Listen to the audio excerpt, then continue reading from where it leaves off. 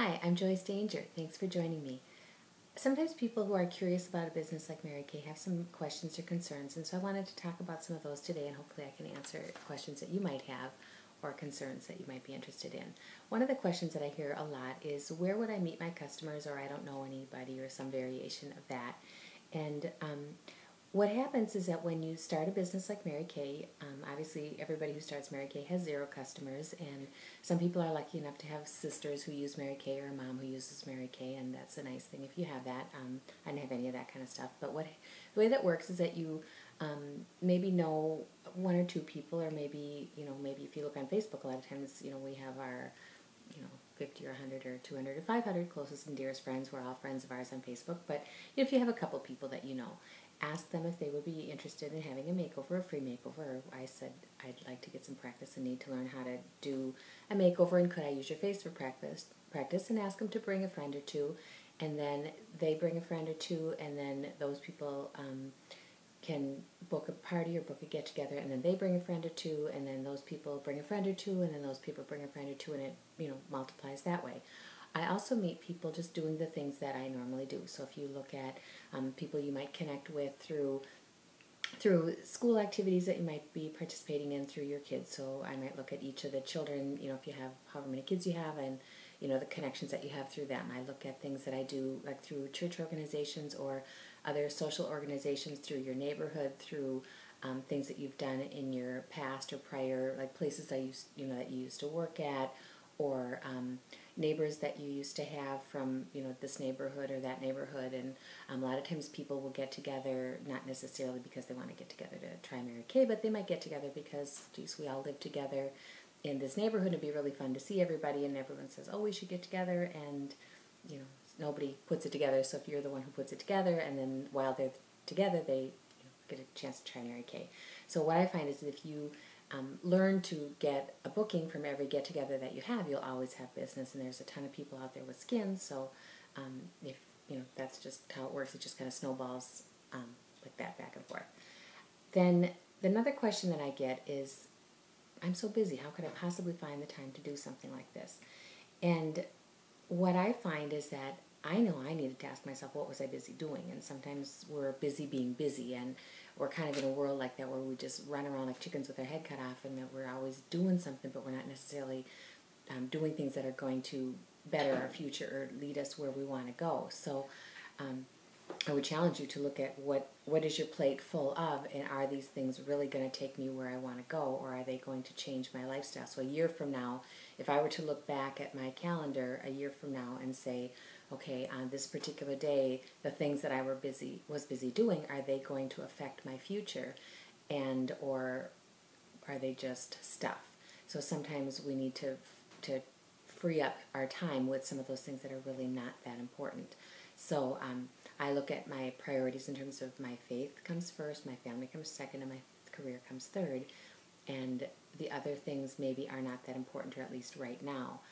I always put my family things in my calendar first, so I get the, like if you've got kids in school, get the school calendar, or I am caring for an elderly parent, and so I put that kind of stuff that relates to that in there first, and then schedule the Mary Kay stuff around that kind of thing. I also look at, in terms of family commitments, which of the family commitments are really important, and which of the things are not necessarily that big of a deal, so that it's important that I participate in my children's stuff, but I don't need to be a smother mother and be like hanging over the top of them. It's good for them to learn to be responsible for their own kind of stuff. The next question that comes around from time to time is, do I need to carry product on hand? Is it is it required to carry inventory? And it's your choice. As a beauty consultant, we can choose to carry product or not carry product, and also the amount of product that one carries is also your own choice. The company doesn't have any requirements one way or the other relating to that. So you can carry, some people carry you could carry everything, just like a Target Greatland kind of thing, or you could choose to carry a little bit, like a 7-Eleven, kind of deal, just have a few things on hand, or anywhere in between. it's entirely up to you. What some people do is start, with a few things on hand, and then as your business builds and as your customer base grows, you might choose to grow and carry more things on hand. The company offers a direct ship program so that if if there's things that you want to get to somebody right away, the company will get it sent out immediately to your customer so they can get that in a few days if you want to do it that way. It's really up to you however you want to do it. The company does have a buyback guarantee, so if there are, for some reason, say you have product on hand and you decide you don't want to do Mary Kay anymore, you have some options. One of them is to have a going out of business sale, and I look at anytime I see a sale and they're like, oh, such and such % off, I'm all over that. So some people do that and they just sell out what they have and then they don't do Mary Kay anymore, or you can take any unused, unopened product that you have and send it back to Mary Kay and get 90% of what you paid for it back again. However, if you do that, then you can't be a consultant again later, so you do kind of close the door. So very rare that somebody does that, but it is an option, so you have choices.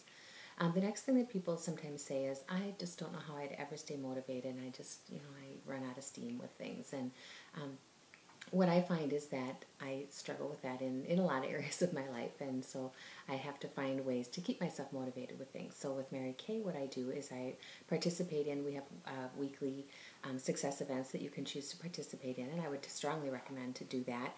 And we have other events that the company sponsors.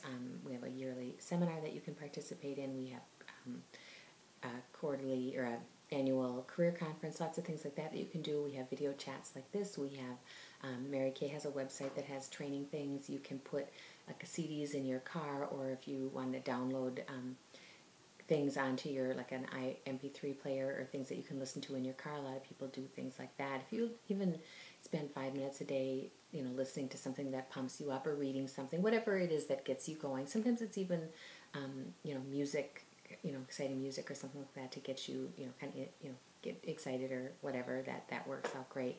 But a lot of ways to just kind of keep you going. But I find that once you start to see the results of your activities and I get a lot of things kind of on autopilot. So the company has a program where you can get magazines or catalogs sent out to your customers just every quarter, just kind of like automatically. So I do a lot of that automatic stuff, so then I don't have to think about it. And then as customers order things from me, it just, keeps me excited about things. And I look at it just like a job, in that if I don't always get excited about, when I was working for somebody else, I wasn't always excited about getting up every morning and going to work, but, it's just what you do. If you have, your family, I'm not always excited about feeding my family, but, you just do it. So I don't do everything in my life because I'm excited about it. If I want to have the lifestyle that I want to have, I know that I need to do something to make that happen.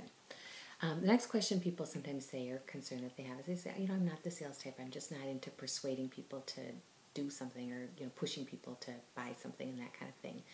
And I find that the people who do the best in Mary Kay are not the sales type, and they're not pushy, they're not aggressive, and pushy and aggressive does not work in this business. And that people who do well in this business are people who like people who are warm, they're friendly, they're people-oriented, they're kind of like the kid at the birthday party. If you've ever seen, when the kids bring the presents to the birthday party, and the birthday child is going to open up the one that you brought, and the little kid is so excited that they're watching, that this is the present I brought, and you can see, and I did just jump up and down, but that's how the kid is like, and that this is mine, and this is the one that I brought, and the kid who gave the present is so excited that they can hardly contain themselves because this is the present that they brought, and they were so excited, and that's how you want to feel when that customer is going to go home with the products, and she's excited because that she's going to love those products in her bathroom, and that she's going to be feeling beautiful and feel good about herself when she puts her face on in the morning, that she's going to feel excited and feel happy about it, and that that you were a part of that. And obviously we're not going to have the enthusiasm of a 3-year-old, but that you're going to be happy for her, and that we're more into being excited that she's feeling beautiful and that she feels good about herself than the amount of money that you're going to make. And so that you're not sitting there with dollar signs in your eyes, and that it's more about her, and that so you're people-oriented more than money-oriented. And those kind of people tend to do very well in a business like this. The next concern, or the final concern that I wanted to address today, is that people sometimes say, well, I need to have a guaranteed income. And I know I was like that when I started in Mary Kay, and that I was a single mom, and so I had to have that that money. It was my kid wanted to eat every day, and my mortgage needed to be paid every month, and there was no, iffy kind of thing that I could deal with.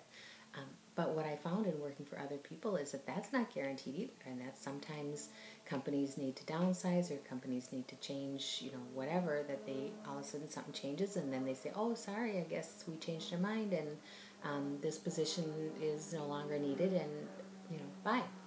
So what I found is that this business, if I can focus on the activity, I can't guarantee how much somebody is going to spend at an appointment, and I don't want to. I want her to get what fits best for her and for her situation, not based on my situation. So if I can focus on the number of faces that I do each week, each month, that sort of thing, and that the results will come if I focus on my activity.